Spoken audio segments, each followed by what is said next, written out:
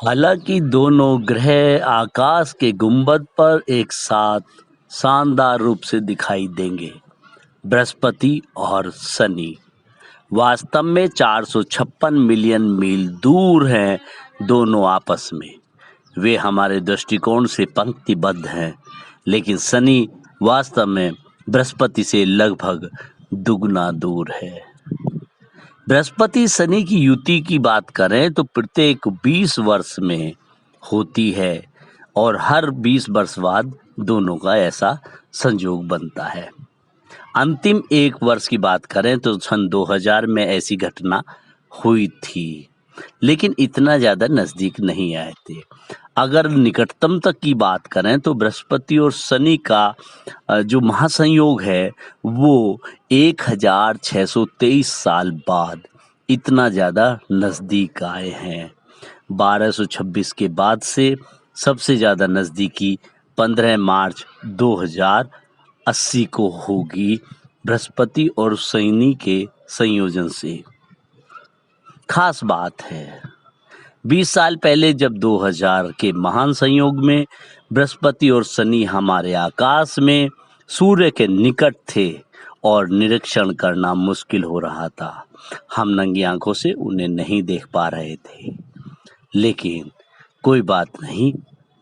बृहस्पति और शनि अब हर शाम उठते हैं, सूर्यास्त की चकाचौंध से दूर, आसानी से दिखाई देने वाले एक दूसरे के पास दो चमकदार वस्तुओं के रूप में ध्यान देने योग्य आकर्षण अपनी ओर स्वतः ही खींच लेते हैं।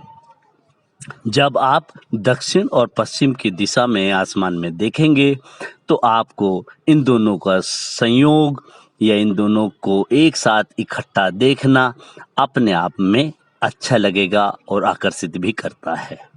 क्यों ना हो, क्योंकि एक सौर परिवार का सबसे विशाल ग्रह है तो दूसरा सबसे सुंदर।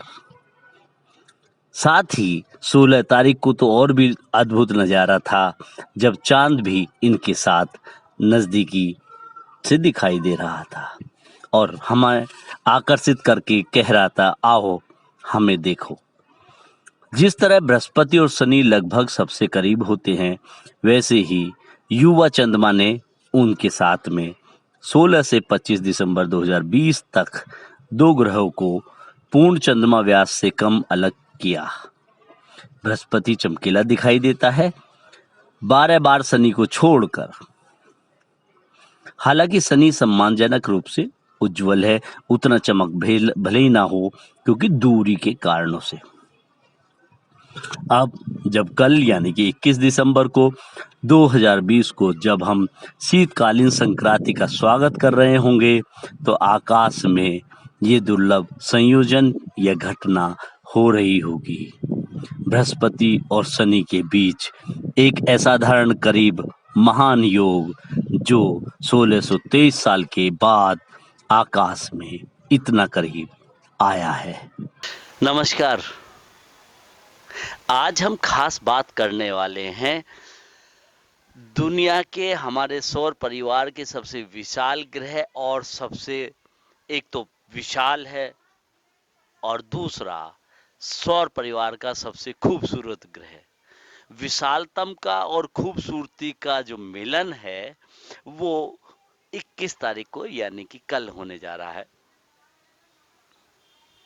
ये वैसे तो कहा जाए कि इन दोनों का जो एक्चुअली में वैसे तो बहुत दूर हैं, काफी लंबे लाखों अरबों करोड़ों किलोमीटर दूर हैं, लेकिन इन सब के बावजूद भी कहना चाहिए कि हर 20 साल बाद एक ऐसा मौका आता है कि जब ये दोनों लगभग हमें एक सीध में दिखाई देते हैं और जिसकी वजह से हम ये मानते हैं कि ये दोनों काफ़ी नज़दीक आ गए हैं, उनका कंजंक्शन हो रहा है।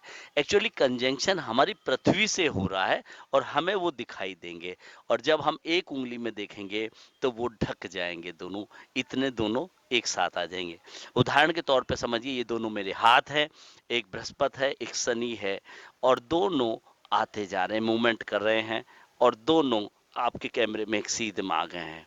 तो ये जो जो कॉम्बिनेशन कंजंक्शन है यानी कि आपको दिखाई देंगे दोनों हाथ मेरे पास पास आ गए हैं। तो ये पास पास आना है जबकि सच्चाई ये है कि इनके बीच में इतना गैप है जो आप महसूस कर रहे हैं।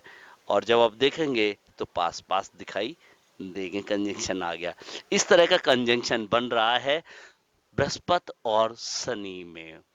अगर हम देखें ये एक दिन में नहीं बना है, ये पिछले करीब 1 डेढ़ महीने से दोनों नज़दीक एक साथ लगभग आ रहे थे और गति में चल रहे थे। सब सारी चीज़ें गति में है, ब्रह्मांड में कोई भी चीज़ स्थिर नहीं है, तो चलती रहती हैं।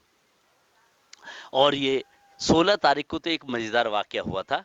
16 तारीख की अगर हम बात करें तो 16 तारीख को एक बहुत ही मज़ेदार वाक़या हुआ था कि जब नीचे तो आपको दिखाई दे रहा था चाँद,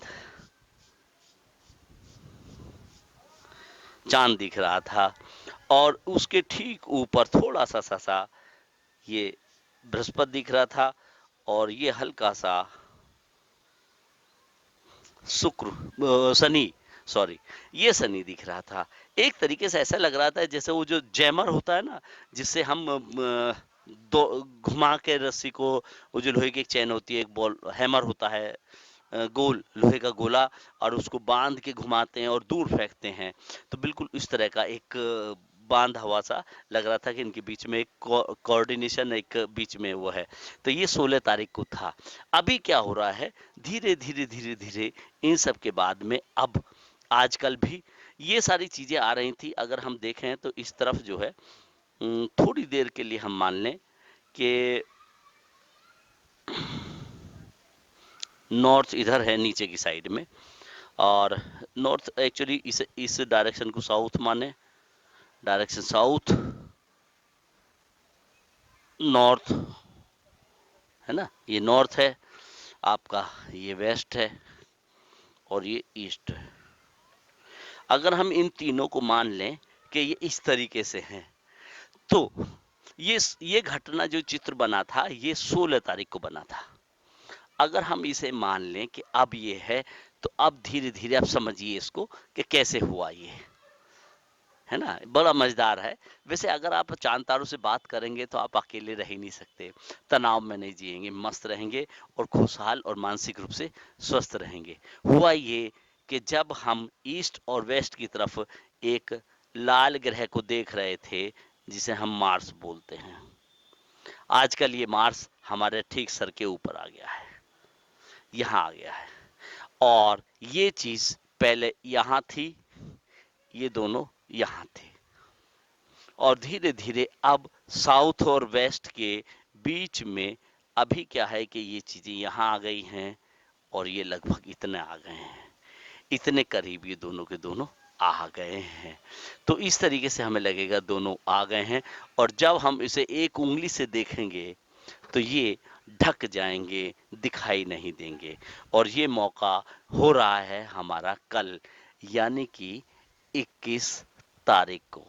21 तारीख को सबसे नजदीक आएंगे। तो जैसे महीनों लगा इन्हें पास आने में, उसी प्रकार से ये महीनों लगेंगे इन्हें दूर जाने में, और फिर धीरे धीरे ये फिर बढ़ती जाएगी जगह, और ये फिर ऐसे होते चले जाएंगे, फिर अपना अलग होता चला जाएगा, फिर ये हो जाएगा, फिर ये होगा, और फिर ये हो जाएगा।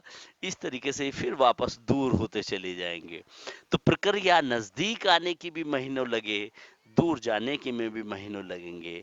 हाँ, इतना जरूर है कि 21 तारीख को ये वाली जो घटना है, ये 21 तारीख को दोनों बहुत नज़दीक हो जाएंगे, और जिसकी वजह से हमें बहुत खूबसूरत सीन देखने को मिलेगा। थोड़ा सा आसमान में नीचे की तरफ है, तो अगर आपके पास खुला मैदान या खेत या जंगल है, आबादी से थोड़ा सा दूर की तरफ को देखें, खुले आसमान की तरफ को, पूरब, पश्चिम और दक्षिण की दिशा में नीचे की साइड में देखेंगे तो आपको खुले आसमान में दूर आराम से दिखने को मिल जाएंगे। और आपको अगर घर से छत से देखना है तो उसके लिए थोड़ा इंतजार करना पड़ेगा, 8-9 बजे तक शायद थोड़े से ऊपर आ जाएं, पृथ्वी मूवमेंट कर जाए और वो आसमान दिख जाए, क्योंकि उसके बाद फिर वो नीचे धीरे धीरे डूबते जा रहे हैं, यानी कि फिर दिखने बंद हो जाएंगे। तो ये है मजेदार सीन कल की घटना का। आज भी आप देख सकते हैं, आज भी कोशिश कीजिए कि आप शाम को देख पाएं, और मजेदार रहेगा। और आप सुबह को कल शाम को फिर देखिएगा, सूरज छिपने के लगभग 45 मिनट बाद आपको ये सीन देखने को मिलेगा। तो ये शानदार होगा, जानदार होगा, यानी कि करीब 6:30 पौने 7 के आसपास ये घटना आप देख पाएंगे। जैसे ही सूरज छिपता है, क्योंकि सूरज की डायरेक्शन वेस्ट में छिपता है, सूरज इस साइड में छिपेगा, तो इसके बाद ही जब सूरज छिप जाएगा उसके बाद ही हम इस सीन को देख पाएंगे। जब तक सूरज रहेगा उसके बाद कुछ नहीं दिखता है। तो ये है खास बात आज की। और खगोल में बहुत सारी चीजें, हाँ, सर के ऊपर आप देखेंगे तो मार्स भी दिख रहा है।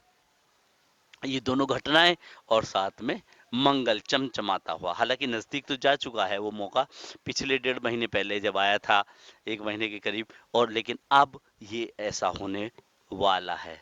तो खास बात है ये, मजेदार है, खगोल की घटनाएं रोमांचकारी हैं और मजेदार भी। तो बस आज के लिए इतना ही। शाम को आप देख सकते हैं, नकेड आई से नंगी आंखों से दिख जाएगा।